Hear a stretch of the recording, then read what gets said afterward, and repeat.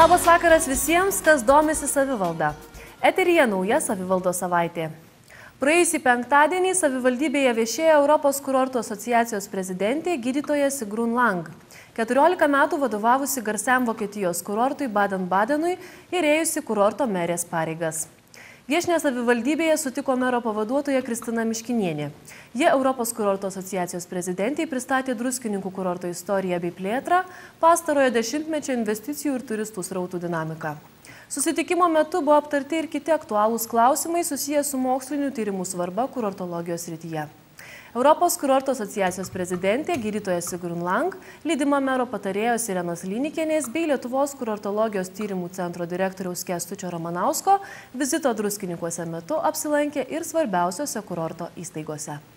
Praėjusį ketvirtadienį savivaldybės meras Ričardas Malinauskas dalyvavo Gardine surengtame ekonomikos verslo forume, į kurį susirinko gausus būrys Baltarusijoje reziduojančių užsienio valstybių ambasadorių, verslo atstovų iš Lenkijos, Latvijos ir kitų kaimyninių valstybių. Pagrindinė šio forumo metu gvildentos temos – investavimo galimybės Gardine bei Gardino apylinkėse. Šis forumas Gardine vyksta jau ne vieni metai ir tai yra tam tikra tradicija. Forume dalyvauja daug svečių iš įvairių valstybių, vien tik tai maždaug mano paskaičiavimais dalyvavo apie 10 valstybių ambasadoriai, reziduojantys Baltarusijoje, taip pat Baltarusijos ambasadorius Lietuvoje.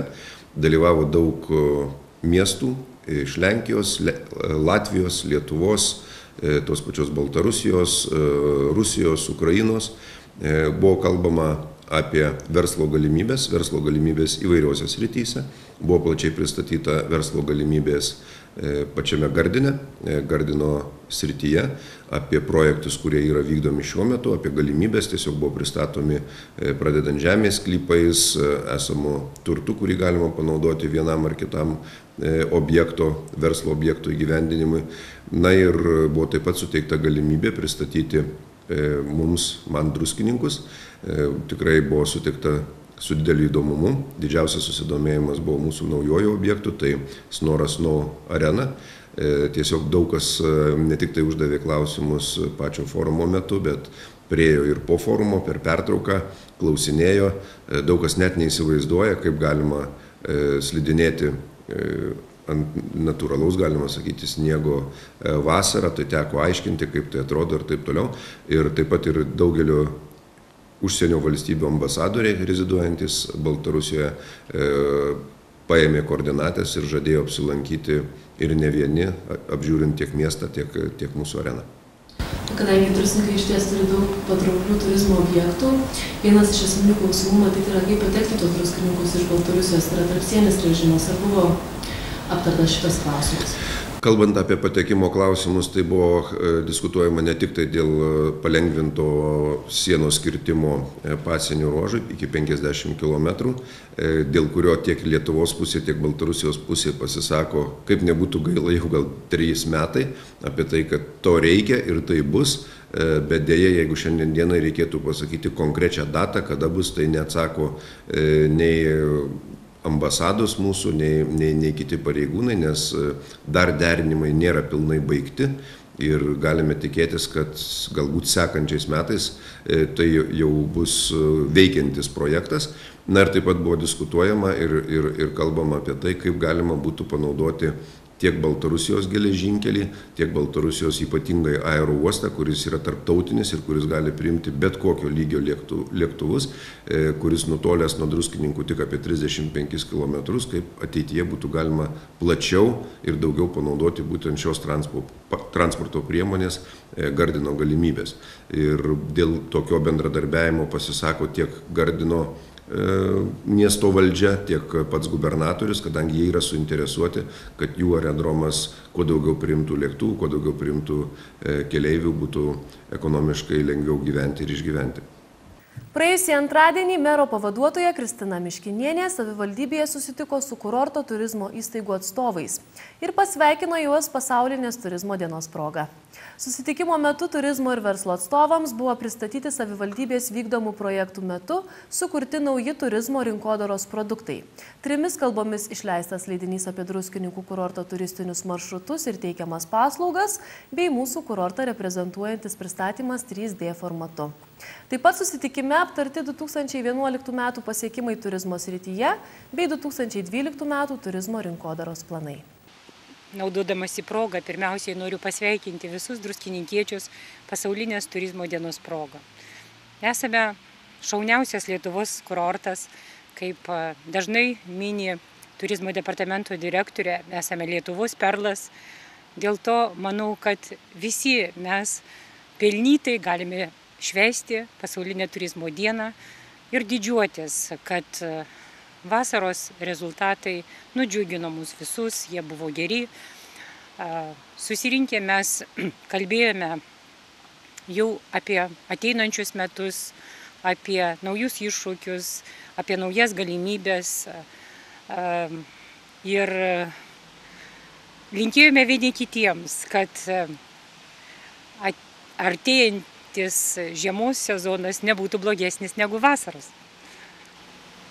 Kokių priemonių bus imtasi ir rinkodarinė prasme, į kur bus krypstama Druskininkų kurorto atžvilgiu? Darbinė grupė susirinks artimiausių metų specialistų, rinkodaros specialistų, visų kurorto objektų ir artimiausių metų teiks siūlymus, bet jau mes žinome, kad valstybės mastu apspręsta, kokiuose paroduose bus siūloma dalyvauti. Ne visada tos parodos tenkina mus 100%, dėl to druskininkiečiai visada turi savo viziją. Ir aišku, orientacija vėl bus kaip ir buvo kaiminės valstybės, iš kurių mes jaučiam, kad savaitgalį atvyksta gerokai daugiau svečių. Aš kalbėjau apie galimybę daugiau svečių, daugiau turistų sulaukti iš Baltarusijos. Tikimės, kad artimiausių metų bus sprendžiamas klausimas dėl vietinio eismo Lietuvos Baltarusijos arba supaprastinto sienos perėjimo 50 km zonoje. Visos rinkos, tai yra ir Lenkija, ir Baltarusija, ir Kaliningradas, tiems, kurie turi šaunias, geras savaitgalinės programas, jos yra svarbios. O sanatorijom, spa nepaprastai svarbi lieka Rusijos rinka.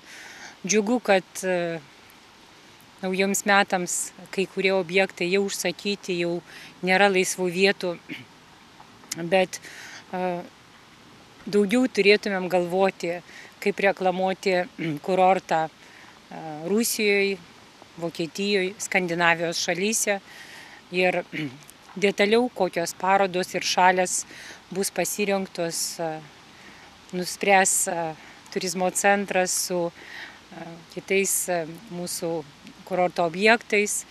Ir kartu su biudžetu mes svarstysime rinkodarinę programą. Aš tikiuosi, kad skirsime daugiau lėšų parodoms, leidiniams, kad kurortas būtų deramai pristatytas tikslinėse rinkose. Iš tikrųjų metai buvo geri, netgi labai geri. Rezultatai, ypač rugpjūčio mėnesio, nustebino net mus pačius. Viršijom tiek savo lūkesčius, tiek planuotus rezultatus. Ir rudenį pasitikom taip pat dar visi įsibėgėję. Galvojam, kad metus užbaigsime taip pat neblogai, kaip yra šiandien rezultatas. O ko tikitės iš kitų metų? Kitiem metam iš tikrųjų galvoju, kad turėtų būti tikrai neblogesni negu šiemet, jeigu neateis ta krizė, apie kurią visi daug kalba, bet tikiuosi, kad jinai praeis be lietaus. Griaustinis tik griaudžia, bet lietaus mums neatneš iš tikrųjų ir bus rezultatai geri ir geresni negu šiemet. Planuojam geriau. Jeigu lygintume šiuos metus su ankstesniais metais, ar jaučiate kažkokių pokyčių, tai yra, tarkim, ar atvyksta polsiautojai iš kitų šalių?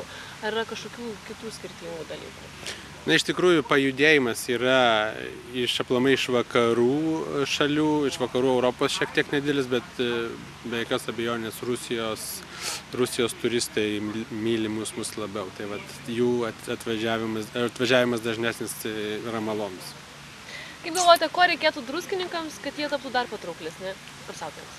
Na, iš tikrųjų, manau, kad mes esam judame labai gerą kryptimį, atsiranda kiekvienais metais vis naujų dalykų, tiek snow arena, tiek golfo laukai, manau, pritrauks dar visai įdomesnį, reiškia, žmonių skaičių ir tuo pačiu, reiškia, garsins miesto vardą, o planai, kuriuos mes šiandien išgirdome, oro uostas ir kiti gražūs dalykai, manau, kiekvienais metais mūsų stebins ir trauks turistus.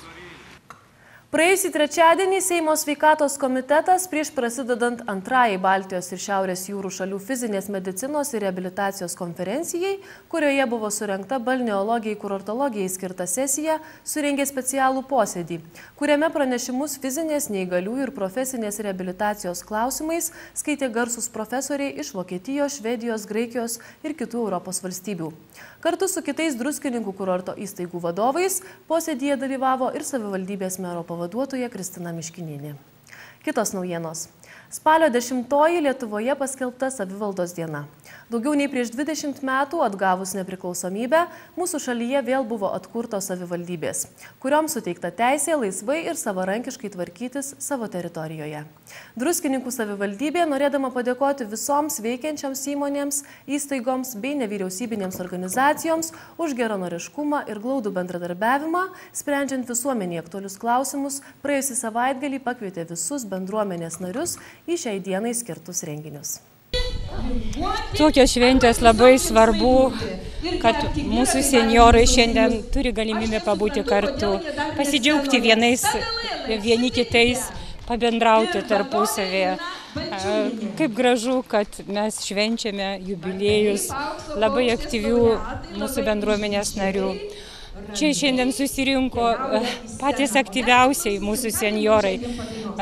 Amžinai jauni, visada šokantis, besišypsantis, visada dainuojantis, perduodantis jaunom kartom gražias tradicijas. Tai yra ir mūsų tremtiniai, ir mūsų pagyvenusių žmonių, ir šokių, ir dainų kolektyvai, ne tik druskininkų, bet ir atvykę iš seniūnijų, iš Leipalingių, iš Veciūnų. Taigi, iš visos širdies norisi palinkėti jiems sveikatos, visiems, ir kurie negalėjo ateiti į šią šventę, tiesiog palinkėti stiprybės, sveikatos, kaip sakiau, neužsiskleisti savyje, dalintis savo rūpesčiais, savo džiaugsmais su artimais žmonėmis, su kaimynais, galų gale kreiptis į socialinės įstaigas, jeigu yra problemų. Ko geriausios kloties senyvo amžiaus žmonėms, visada žaviems mūsų bendruomenės nariams. Kuo šios šventės yra svarbios bendruomeniai? Ypatingai, ko gero, pagyvenę žmonės, nes labai daug renginių dabar vyksta mieste jaunimui. Ir kai jau ruduo po visų darbų, sodų, daržų, suvažiuoja į savo namus, tai jie iš tikrųjų labai laukia šitos šventės. Ypatingai saviveiklininkai, nes daug koncertuoja, žiemą, vasarą truputėlį pailsi, o tai yra truputėlį toks kaip ir startas prieš šventes, visokius renginius, mūsų bendras tradicijas. Kaip Jūs manot, ko buvo siekiama organizuoti tokią užstalę didelę? Aš manau, kad bendrumo, tiesiog pabuvimo kartu, visai kitokią formą, tai labai malonu, kad mūsų kultūros centras visą laiką kažką sugalvojo, tai bendro kilimo pinimas, tai puokštės, tai karūnos, o dabar užstalė, tai yra nauja, visi laukia kažkaip pasiruošę, tai yra įdomu. Taigi, graži bendruomenės rudens šventė šeštadienį organizuota pramogų aikštėje, o sekmadienį Viečiūnų seniūnijoje. Renginiai skirti savivaldos dienai paminėti bus rengiami ir visą ateinančią savaitę. Apskritai žmonėm gyvenime, kuris pakankamai kartais komplikuotas, kuris turi daug problemų, kuris turi ne tik šviesių, bet ir tamsių pusių, šventės reikalingos. Jos paskaidina kūną ir dvasią, sakyčiau taip. Ir dar kitas daiktas, kuris man atrodo labai svarbus, kad žmonės turi švenčių progą arba švenčių metu pabendrauti vienas su kitu. Ir pabendrauti ne taip dėl reikalų, dėl bėdų, bet tiesiog kaip žmonės. Tai yra pasidžiaugti to, ką turi, pasidžiaugti gražu oriu, kai šiandien čia. Ir aš manau, kad tai žmonėms tiesiog pakelia dvasią. Dėl to tokios šventės, kurias organizuoja seniūnijos ir jos dabar tarp tradicinėm, tikrai yra pagirtinos ir tikrai labai reikalingos ir skatintinos. Šventės tai yra susibūrimas, pabendravimas, tai yra suėjimas kartu, tai be jų gyvenimas bendruomenė neįmanomas. Tai dėl to organizuojama šventė. Šita šventė yra tradicinė, praktiškai mes organizuojam kiekvienais metais. Praėjusiais metais tik tai darėm vieną visų kaimo bendruomenių šventę Druskininkų savivaldybės centre. Dabar vėl darom pas save kaimuose. Tai čia mūsų tradicinė šventė, kurioje susirenkam, pasibūdam, pasirodom visi, ką turim, ką galim, ką mokam, pabendraujam. Praėjusį ketvirtadienį Druskininkų savivaldybėje viešėjo Latvijos verslininkų delegacija. Verslininkai iš kaimyninės valstybės susitiko su mero pavaduotoja Kristina Miškinienė ir kitais atsakingais administracijos darbuotojais, siekdami plačiau sužinoti apie įmanomas investavimo galimybės mūsų mieste, užmegzti naujus verslo ryšius ir bendradarbiaujant įgyvendinti įvairius projektus Druskininkų kurorte. Susitikimo metu Latvijos verslo atstovai Druskininkus išskyrė iš kitų Lietuvos regionų kaip labai patrauklų miestą dėl puikiai išvystytos kurorto infrastruktūros. Ir pasiūlė surengti dar vieną susitikimą, kuriame būtų aptartos konkrečios investavimo galimybės mūsų mieste. Embassy of Latvia, together with our association, Latvian Business Association in Lithuania, we are regularly organizing visits to different regions. Latvijos ambasada kartu su Latvijos Lietuvos verslo asociacija nuolat organizuoja susitikimus įvairiuose Lietuvos regionuose. Šio vizito tikslas – išplėsti verslo galimybės, pažinti tradicijas, užmegzti naujus kontaktus bei aptarti bendradarbiavimo galimybės. Šį kartą lankomės Druskininkuose, prieš tai buvome Panevėžyje ir Kaune.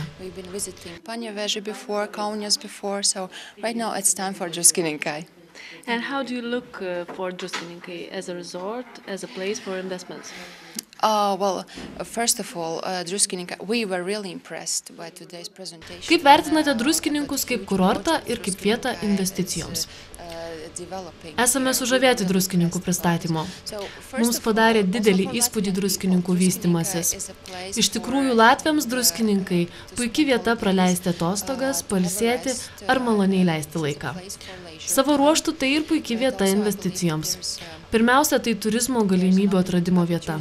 Tai mes supratome iš gausybės jūsų įgyvendintų projektų. First of all, this is a place for, there are still a huge touristic opportunities to be discovered, as we have seen from those projects. So how do you look for future? Well, in fact, kokių planų turite ateičiai? Po šiandieninio susitikimo su mero pavaduotoja ir savivaldybės tarnautojais manome, kad mūsų bendradarbiavimas bus ilgalaikis ir bus plėtojamas.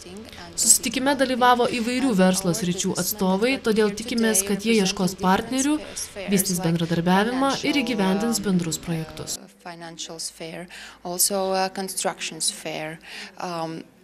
They will find their counterparts here in Druskininkai, and we will have a closer cooperation and really a new projects going on. Praėjusią savaitę savo profesinę šventę policijos arba kitaip vadinamą Angelų sargų dieną paminėjo ir mūsų policijos komisariato pareigūnai. Iškilmingas minėjimas organizuotas Turizmo ir verslo informacijos centre. Druskininkai apskrities mastu atrodo labai palankiai. Eilę metų jie rodo labai gerus darbo rezultatus ir mes kaip vadovybė vyriausio policijos komisariato esam patenkinti jų darbo rezultatais ir kokybė. Kaip Jūs manot, kas lemia tokius gerus rezultatus? Visų pirma, visus rezultatus visada lemia kolektyvas geras. Taip pat kolektyvui vadovauja geras specialistas, puikus vadovas. Ir sudėjus viską į vieną vietą gaunasi puikus rezultatas. Tiek naujienų norėjome Jums pranešti šį kartą. Dėkoju žiūrėjusiems ir likite su DRT, nes iš karto po savivaldos savaitės televizorių ekranuose suksis Eglės Aidetytės parengtas nuomonių kaleidoskopas.